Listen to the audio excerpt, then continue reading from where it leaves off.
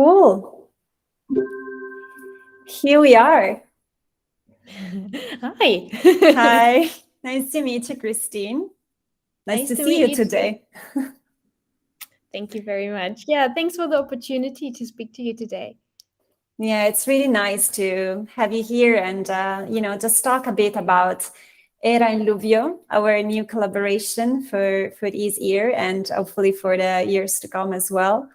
And we thought that it would have been so beautiful, as this is the month of, Elephants Day. Would have been so beautiful to talk with you about what EHRA does and a bit about the organization. And also, just describe how EHRA and LUVIYO go together hand in hand in this project. How does it sound? That sounds great. It's a fantastic Nice. opportunity. Yeah, we're very, very excited for this new partnership going forward. It means a lot to us. And yeah, it's the perfect month to do so, to celebrate elephants. Cool. Do you want to maybe tell a bit about yourself and what you do at EHRA? Sure. I'm Christin Winter. I'm the Conservation Programs Manager at Elephant Human Relations Aid. And yeah, so I'm actually managing the corridor project, the Elephant Corridor project, and also do a lot of fundraising activities, reporting, networking, and actually also a bit of design, because that's my background too. And yeah, just to give you a brief introduction to EHRA, as the name of our organization suggests, we're working to sort of mend the relationship between people and elephants. There are many, many conflicts that exist between free roaming wild elephants and the rural communities in Namibia. We work in the very far northwest of the country, which is very dry. So that's why you might have heard of desert elephants in that region, which are very, very special animals that learned to adapt to the desert environment, where there is very, very little rainfall a year, usually. So natural resources are very scarce. So naturally, there is a lot of conflict between all wildlife roaming the area and the humans living there. And the human population is quite small, in fact, as is the population of elephants. But they all center around the same points where there is water, where there is food, like grasses.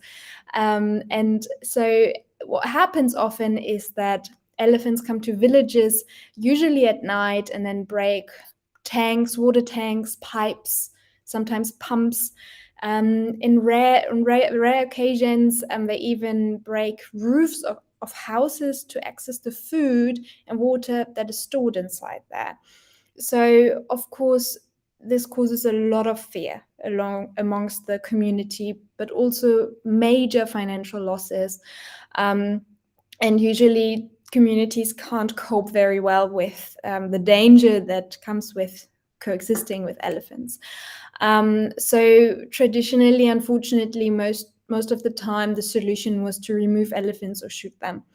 And that is not a sustainable solution, of course, and also not a very effective solution, because the conflicts still exist. So what we're doing is we're working to reduce these conflicts by protecting the water points as a first step towards relieving the situation and making it a little bit more bearable to live with elephants. But then we're tackling the fear as well, and the lack of understanding, actually, of elephants by running training courses with the communities for every age group, for young people as well as for elders and everybody in between. Because somehow there is that knowledge of how to live with wildlife somehow got lost because of the past and the colonial times and the major interruptions of how people were allowed to live, in fact, for a very long time. So we're trying to teach them just the basics about elephants, that they're not bloodthirsty animals that come to hunt you down, to kill you, but that they're very gentle animals that really just want to survive. And that they also respect boundaries if we put them in place. We can communicate on a certain level with elephants. So this education program is really important because it empowers the community to take charge of their situation and prevent conflicts in the future. And then we're tackling sort of all sorts of other issues as well. Like we're trying to identify all of the elements that make living with elephants difficult, and either alleviate those or remove them altogether by using technology that is available now, like collaring elephants, solar water pumps, and that's sort of what we're trying to do. How long is EHRA working on this field? Yeah, so EHRA has been in existence since 2003 already. Wow, So 20 years. Yeah, well, almost 20 years, in fact. So that's been a really, really long time. And yeah, so it's been a really long journey, and we've steadily increased our area of impact as well, because in fact, the area is massive and elephants move. So as the environment changes naturally in Namibia as well, there are very long cycles of drought and followed by cycles of rain, and elephants, of course, just like other wildlife as well, they move to certain areas, to new areas where people have not had elephants, say, for 10-20 years. So we as humans, we very quickly adapt as well to new situations, but we also forget how it was perhaps 20 years ago. So our work shifts as the elephants move, and yeah, it just becomes very, very important what we're doing everywhere, really, in the country, because the same type of conflicts kind of exist everywhere, and it's definitely solvable. You can coexist with elephants, and that is just but you're working with people, so we're working to change attitude towards elephants, which is difficult and very difficult to measure as well. But over 20 years, looking back now, we can really see the progress that we've made so far, and that's really, really amazing. And if you can mention one example or one event or one project that makes you really proud of working at EHRA, and you can say that moment really changed my experience here at the organization, because it was, let's say, the moment that I remember with, the most pleasure. This is going to be a very sort of personal approach, of course, to this question. And I'm sure every staff member has a different memory, a different sort of point where things came together. But for me, it's really, I've been at EHRA now for 5 years. And when I started in 2017, it was one of the worst years for elephants, in fact. In the beginning of that year, an elephant had killed a person. And in response to that, 5 elephants were shot in that year. All 4 bulls and 1 cow, and the cow was pregnant as well. So technically it was 6 elephants that were shot out of a very small population of elephants. But it wasn't understood how many elephants there were. There was a huge overestimation, and really we had 22 elephants left in that area after the shooting.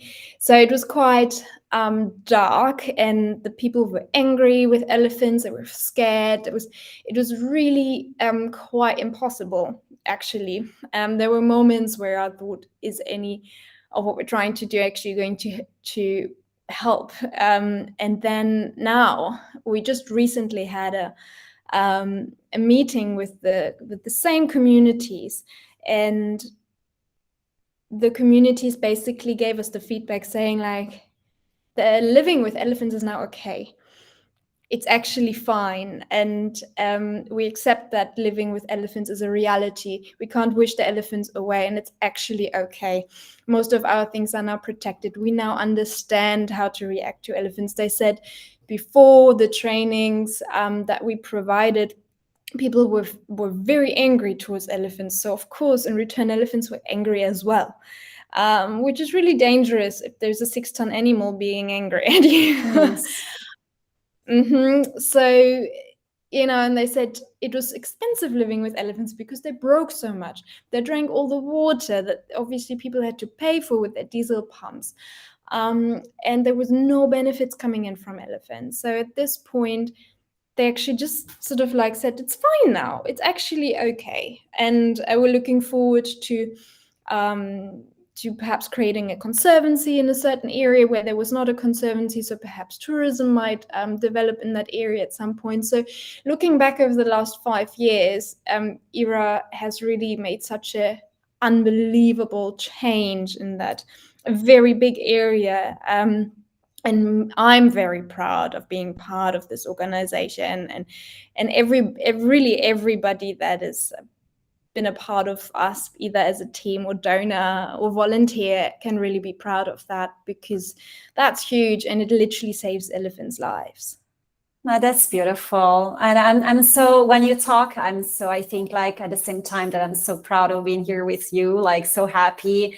And so, yeah, so glad that you chose LUVIYO also as a little partner, let's say, in your big scope, because it makes us feel so rich to think that we are collaborating, even if with our tiny help, our tiny support, we're here to support you. And it makes such a big difference for us to support an organization which is doing amazing stuff while being still quite a small organization versus others that are outside there in the world, where obviously the teams are bigger, they can achieve even bigger results. But you guys, with such a small team, can achieve so much, and this is exactly reflecting our spirit as well. So it makes us so happy to be here today.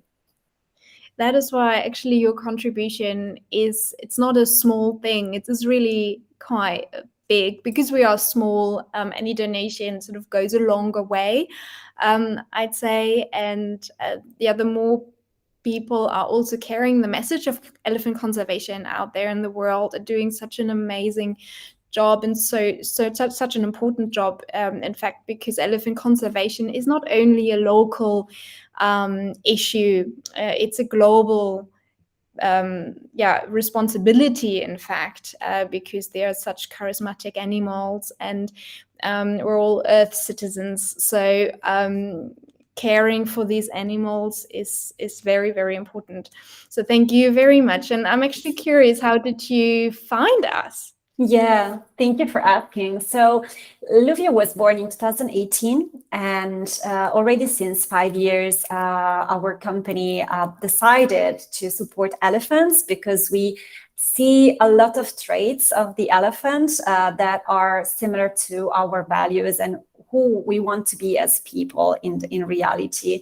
So elephant has always been, since 2018, our kind of role model, our spirit animal, in the sense that there are some traits and characteristics of elephants that are so special and so important, and we want to contribute to kind of make sure that those characteristics are still alive. Like elephants are obviously one of the biggest animals on the planet, and we want them to stay for the next generation. So our scope here is to support the conservations of the animals, making sure that they can live together with human beings in a peaceful environment.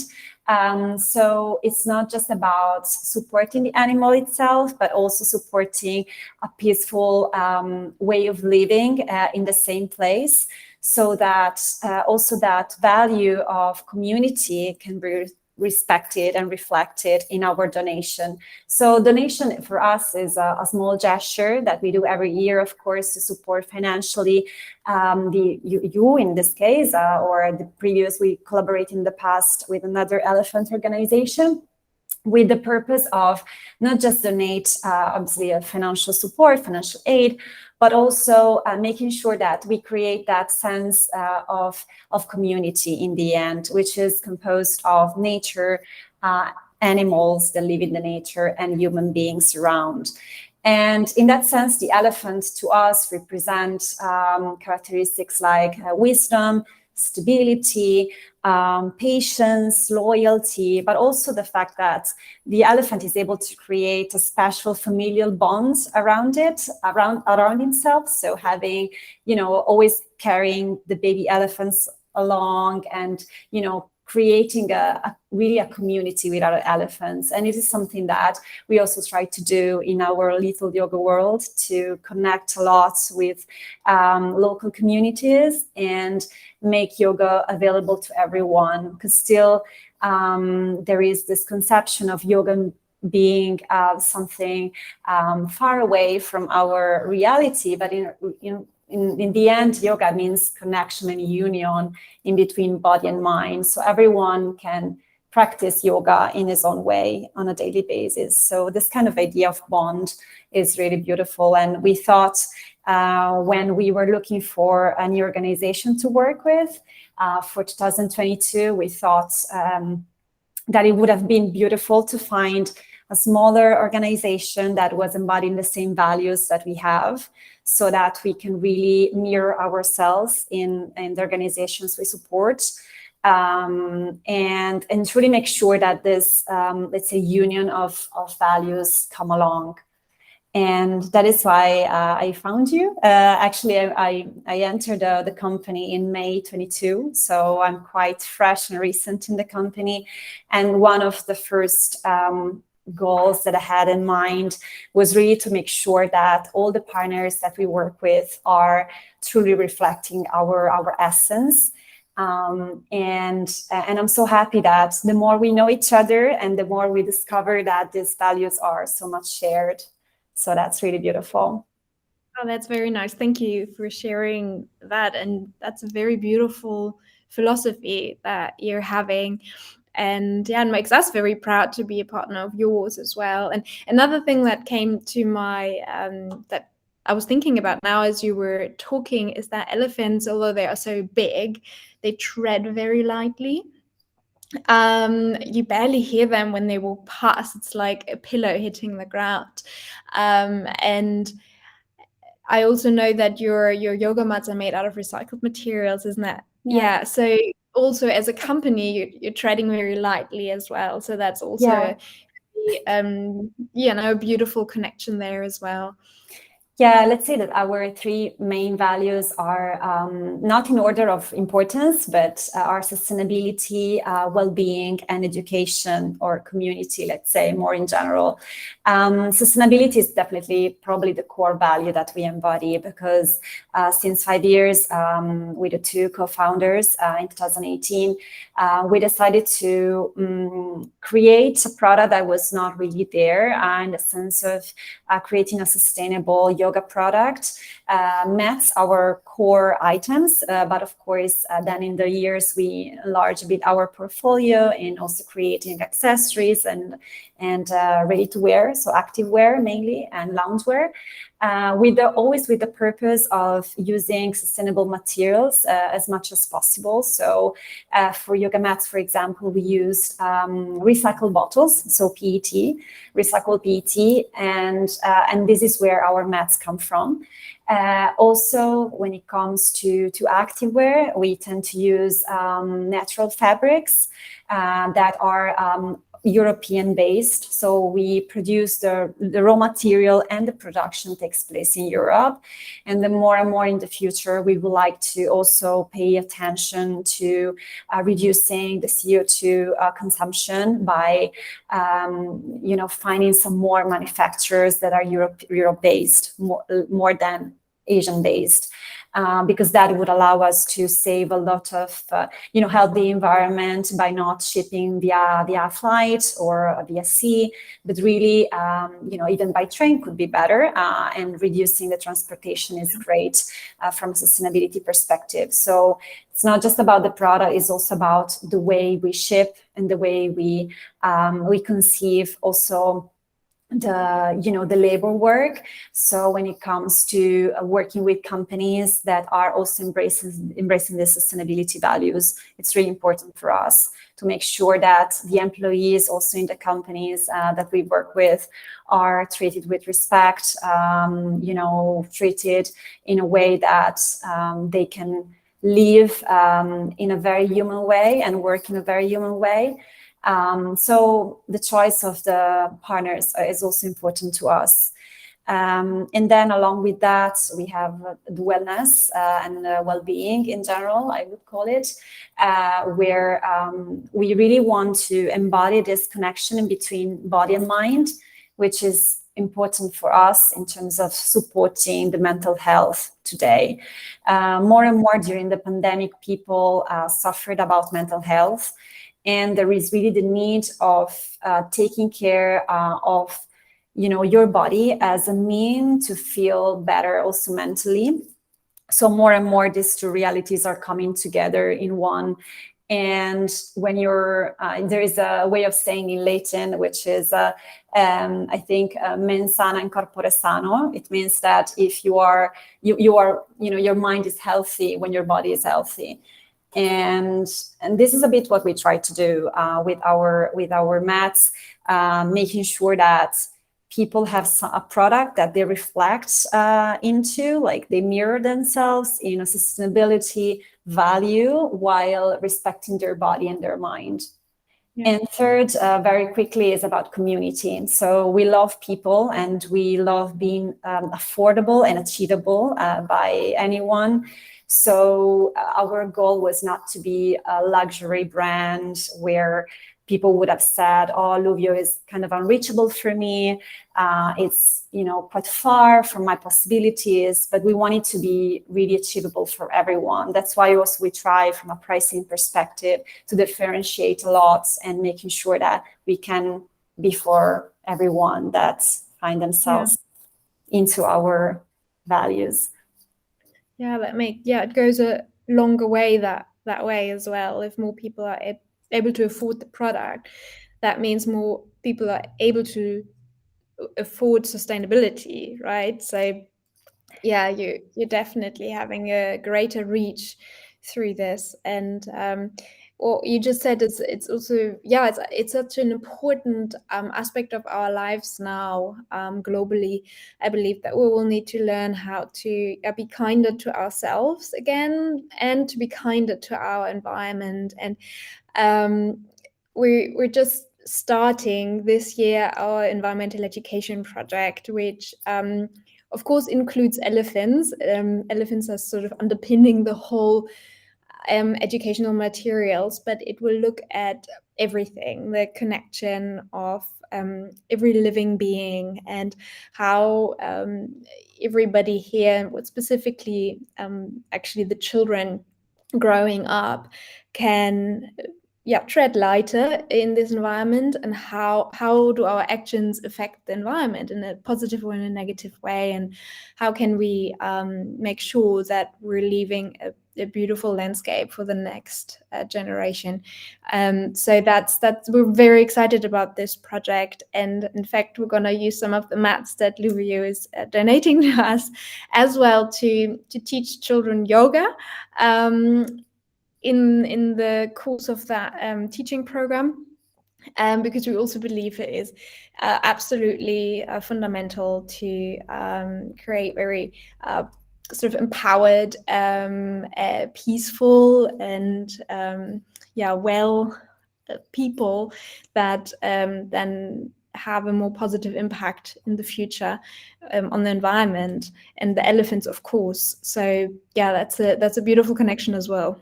How is yoga perceived by the local community? Because I know that Rachel, the founder of EHRA, told me once that it's an element of also of like play. It's very playful for them, right? To do some asana, and it's perceived as an occasion to have fun. So we are also happy to convey that message and to, support you guys having a bit of fun with our mats. That would be super nice. Yes, absolutely. Of course, yoga, as it's traditionally known, is not part of the African culture, I'd say. However, there are a few values that are definitely present in the cultures. Like we find that many values in indigenous cultures are sort of very similar across the planet. So although this might be perhaps a little bit new concept for people to go in. It is definitely great to sort of marry the fun part with the silent part, perhaps. So that's something that I personally find, is that most people in general find it very difficult to be silent for a moment and really listen what's going on around us. And that's really, really important for us in the field, because we need to know when there are animals around, and we can only know if we listen. If it's a branch breaking in the background, or a soft pad, which is elephants walking, or perhaps a lion calling in the far background, and therefore then we can make the decisions to keep everybody safe, where to camp, where not to camp, and all of that is sort of the overall awareness, and we're using all of our senses, our smell, our vision, but especially our ears as well. So yoga is a way to practice that, I believe, and to become a bit more in tune again with the environment we're living in. And we're obviously safe, but we need to keep ourselves safe, and we have to use all of our senses to do so. And so it will be, I think it will be a lot of fun, definitely, for the children to go into. But also we're quite excited to perhaps give them an opportunity to calm down and look inside for a moment. Yeah. And I have a curiosity, Christin. How is mental health important in your reality? Like that sense of moving your body to also feel better, and also that union, yes, in between your mental state of being and your body. Is this like a topic that you feel it's more and more important in your everyday life in Africa? It absolutely is. From a personal perspective, definitely. And I think the more awareness there is in general, the more we can understand what's going on in our minds and our bodies. And like when I went to school, most of that information was simply not there or not shared. So there's very exciting research coming out now where there's a clear connection between everything we eat, the way we exercise, the way we sleep, what we drink, what we eat. So it really is amazing and empowering, but that information doesn't really go into the rural communities, for example. So perhaps we can try and sort of channel some of that information through to the children that we're training through the LUVIYO project, the yoga project.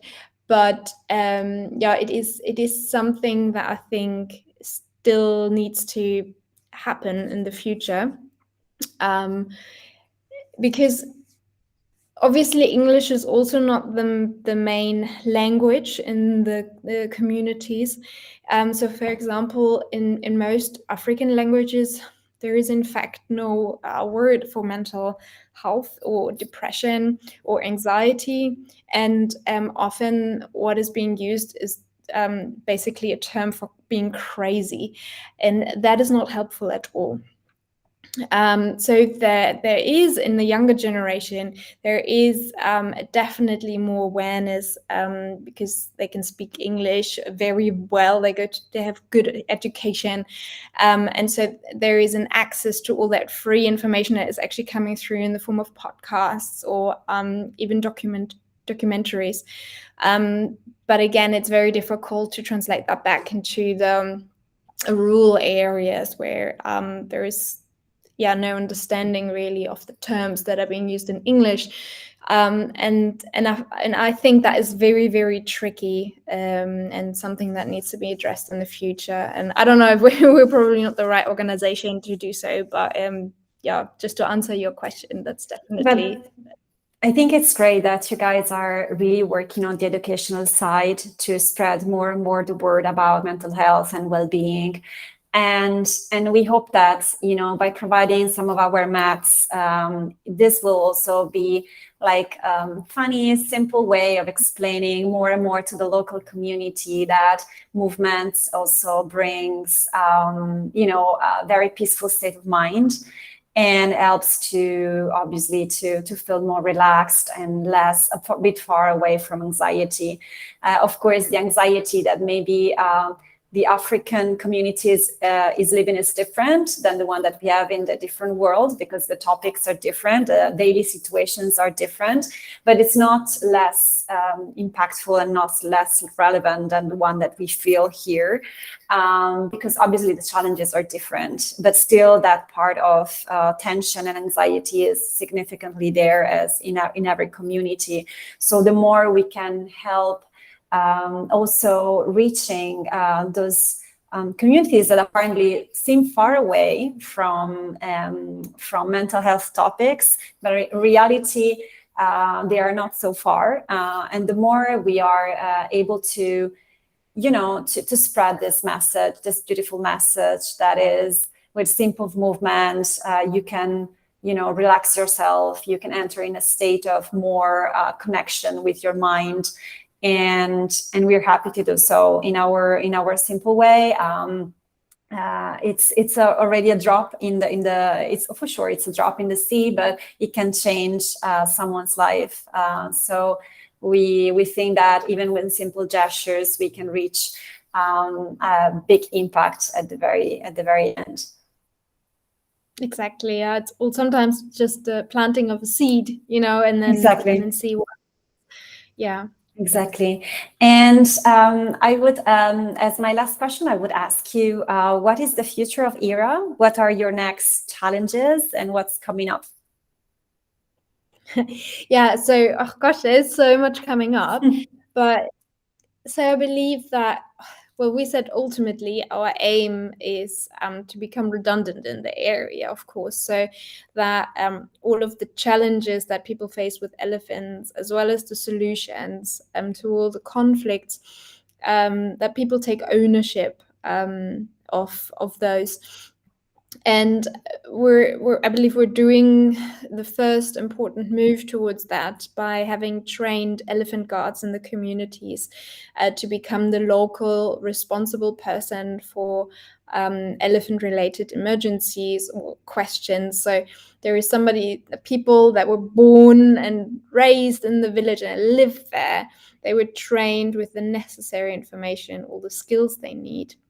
And they're, of course, always mentored by us. Like they can always fall back onto us if they have questions or have difficulties dealing with the situation, but they're really the point of contact now, and that is really amazing, because that means that we don't have to come as an organization, say from base camp or Swakopmund, drive 300 kilometers to meet somebody with a problem, but somebody from the same village can actually help the people. And so therefore teaching other people as well to take more ownership again of the solution, and that you can actually do something right now. So that is the most important thing, because a lot of the times people are they're so overwhelmed with the problem, and therefore they think it has to be a very expensive solution that can only help. But it's not true. A lot of the solutions can actually be for free. And so the elephant guards are helping us to spread that awareness, to sort of train the people to do so. But also, if there are sometimes there are old women that perhaps live alone, and the elephants are just outside the house, so they might be really, really afraid. So the elephant guard would sleep over, help her sort of not chase the elephants away, but communicate sort of a boundary line towards the elephants by clapping hands, in a safe manner and respectful manner, defend the homestead. So that is, I believe, the most important aspect community-wise. And then on the other hand, our aim is to really know the exact numbers of all of the elephants in our extended project area. We're currently working on an elephant database that will also be used nationally by the government, by other researchers too, so that double counting elephants and overestimating numbers is not a thing anymore in the future. and therefore any management decisions can be based on factual information and not guesses anymore, because these elephants they're wandering so far and wide, and they shift home ranges that in fact it seems that there is a lot, but there isn't.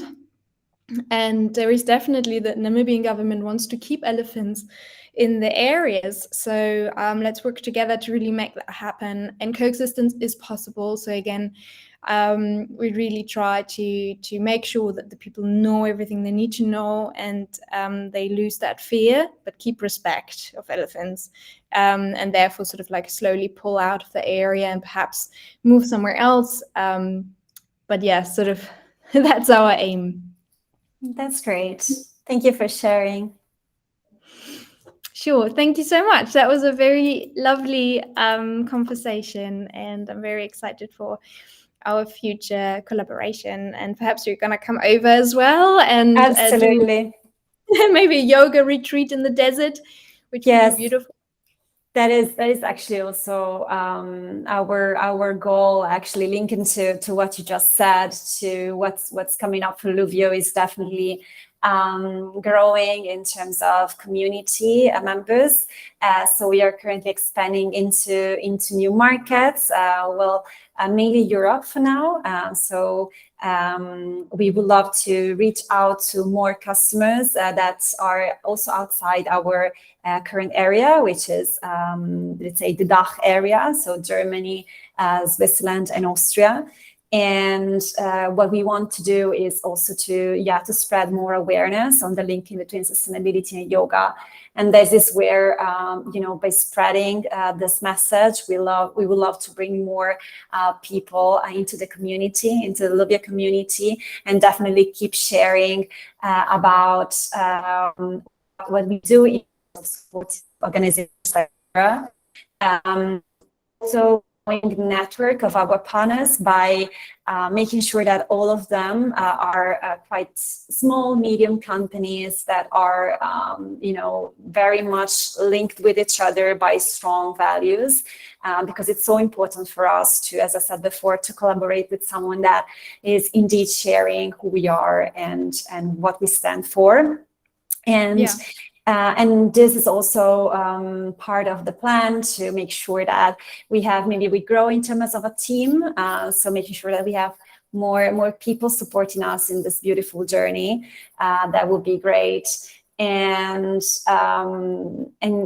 having more and more products in the portfolio that are well-being related, so that we can have really like a nice package when it comes to to treat yourself well using sustainable products. And this is also our plan for the next months and years. And definitely keep working with you guys to make sure that we keep bringing attention to the elephant relationship with human beings. Also the part related to education is super important to us. So we're so happy that with Yoga Mats, we're able to spread this word about mental health in Namibia. And more to come. We have a lot of beautiful projects that are coming out in the next months with you guys from EHRA. And we will not reveal them now, but definitely stay connected, because beautiful surprises will come up. Amazing. Well, I'm very excited. And thank you so much from all of us. Thank you so much, Christin, and have a beautiful day. You too, and happy Elephant Day. Happy Elephant Day. Thank you.